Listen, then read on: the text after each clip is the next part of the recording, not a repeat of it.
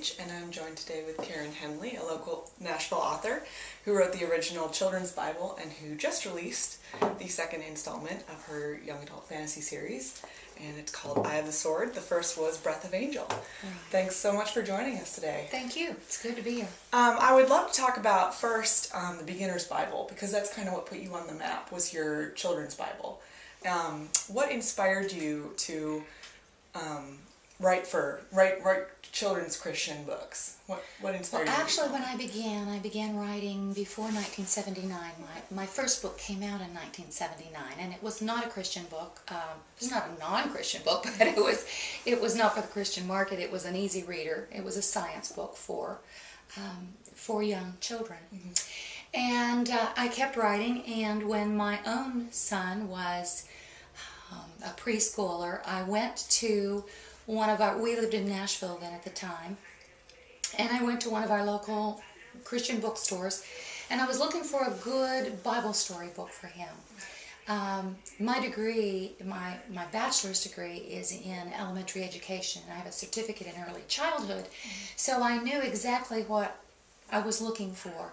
And all the Bibles that I could find for children were they either had pictures that were very adult, beautiful pictures, but very adult, or they had a huge page of text with one picture on the other side. And a preschooler needs lots of pictures, and they get very antsy. They don't have a very long attention span.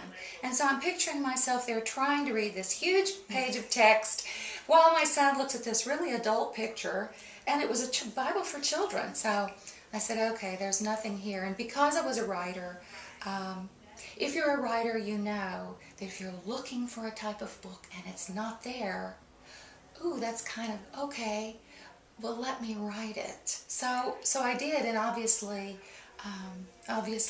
a lot of other parents liked it as well. So a lot of children liked it. Like over 5 million I kind of copies. opened up a new category of children's Bible. Up until then, there was nothing that looked like that. Mm-hmm. Now there you can find a zillion on the market that look like that. Do you feel like that's your greatest impact in the children's ministry?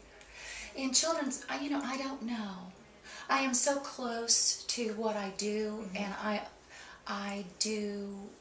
normally write what comes from my heart. So I've written a lot of curriculum, a lot of activity books. I've done a lot of speaking and teacher training. So as far as the greatest impact, I don't know. And it really doesn't matter to me. I'm not out to impact anything. I'm just out to live, to live and enjoy. As you mentioned, you've also produced a number of books to help teachers and parents communicate with their own children and kind of see through the child's eye. Right. What do you feel is the most important thing when it comes to seeing through a child's perspective? Listening to them and watching them, mm-hmm. and not being too quick to talk. We adults want to impart all of our wisdom to our children, and so it's very easy for us to jump in on every situation. And a lot of times what we need to do is wait, keep our mouth closed, and listen. Listening is really, when you ask me that question, my mind is going, oh, communication. Communication is the key. Mm-hmm. But the most important part of communication is listening. And I always tell teachers and parents too, but if you want to know where your child is, or where a child of a certain age is, say you're a teacher, and you want to know more about 4-year-olds or more about second graders, the key is getting with those children of that age and listening to them and watching them. And if you would do that for a while, you will begin to understand where they come from, what they're thinking, how they're understanding things. Of course, there's a lot of good books you can read, and good teachers who have worked with children as well, and those are good resources. But I tell parents, you are supposed to be the specialist of your child. You're specializing in your child, because even though your child may be 4 years old, you can read all about 4-year-olds. But if your child is a little bit ahead or a little bit behind, and you try to hold your child to that standard, oh, but I read 4-year-olds are supposed to, whatever, and then you begin to judge your child by that standard, and you get all bent out of shape because your child's either beyond that or not there yet. You know, your communication with your own child, as you grow, if you will establish that when they're a preschooler, as they grow, you will understand that child. And that child will be different. Your first child will be different than your second child, and your second child will be different than your third. And it's your job to specialize in those children. And if you do that, if you will invest that time with them when they're young, then when they get to be teenager, you already will have a basis of communication, because communication tends to close down a little bit more when they get a little older and they want to become private and, you know, forge their own identity, and that's right and good. So if you've established that when they're young, that's where to go. I answered your question with a long answer. Speaking of slightly older kids, give us a little synopsis of your young adult trilogy. All right, this book here is the second. It just came out. The first one came out last summer, June of 2011. It's based on the premise that angels have been trapped in this world, that there is a stairway to heaven that is protected by a tree. I call it the wisdom tree, but it's a large tree that protects the stairway to heaven. And angels enter and exit the world by this stairway to heaven. And the stairway was destroyed by two brothers who became immortal. I guess you'll have to read the book to find out how that worked. But the premise is that there is a young priestess who witnesses the murder of an angel. And she's drawn into then a feud between these two immortal brothers who destroyed the stairway to heaven, which trapped the angels in the world. And the stairway can only be restored if a debt, an ancient debt, is repaid. And the priestess discovers that her destiny is part of a repayment of that debt. So the first book is written from her point of view. During the first book, she meets the young man from whose point of view the second book is told. So it begins an exciting journey for her and him as well. And it's very, I have read it, and it's very interesting because it incorporates a number of different mythologies and beliefs from different religions and ancient cultures, including the wisdom tree comes from like the trees that connect heaven and earth, angels, and then harps and the power of music. And I would love to know how you incorporated or began to combine all these different belief systems into one fantasy story. Well, I've always been interested in mythology, Greek and Roman mythology, so a lot of that fed into my thought process. Also, I've always found it fascinating that almost every culture, if you go back far enough into history, you can find that almost every ancient culture thought that there was a connection between heaven and earth, many of them by a tree. And so you have the Norse myths that show the tree Yggdrasil, which connected the heavens and the earth. And you have all kinds of cultures that looked at trees as the connection. And then, of course, we have in Christianity and Judaism, we have the tree of life, the tree of good and evil.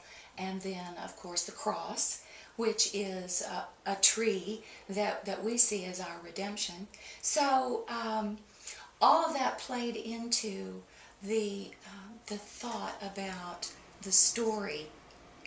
I love harp music, and so harps being made of wood that connected with a tree. So they were made, these harps in the story, the special harps were made from the tree that was destroyed.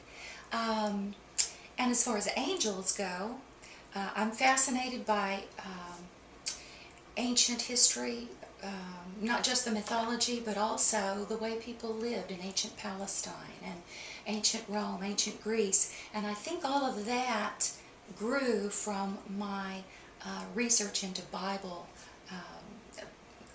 biblical stories and how to tell Bible stories. So that fascinated me as well. And as I was reading the Bible, I just realized that angels don't have wings. We always picture angels with wings, but angels in the Bible, when people meet an angel, they, at first, many times think it's a person. Or maybe the person's clothes are shining. Even at the birth of Jesus, when the heavenly hosts show up, it doesn't say they had wings.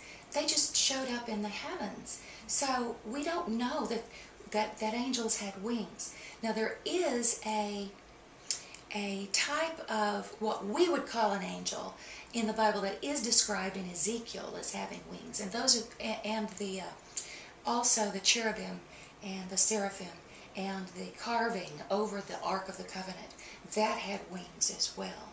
So we just kind of transpose that. But technically, cherubim and seraphim are not angels. Angels, the word angel means messenger.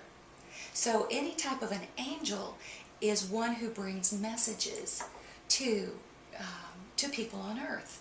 That's the concept that I began to look at, and I thought, wow, so what if I could write about angels? And yes, there is a glow about them, especially to each other. They sense each other by this colorful glow that they have. But most people look at them and pass them every day and don't realize that they're angels. So in my story, there is only one rank of angels that has wings, besides the cherubim and seraphim. But the one rank is actually the lowest rank, and it's the rank of just messenger. So as I looked at angels, then I began to look at hierarchies of angels and discover that over the years, from ancient times on through today, people have tried to rank angels and come up with a hierarchy of angels. So I was fascinated by that, and I used, basically St. Aquinas came up with a ranking of angels into 3 different levels.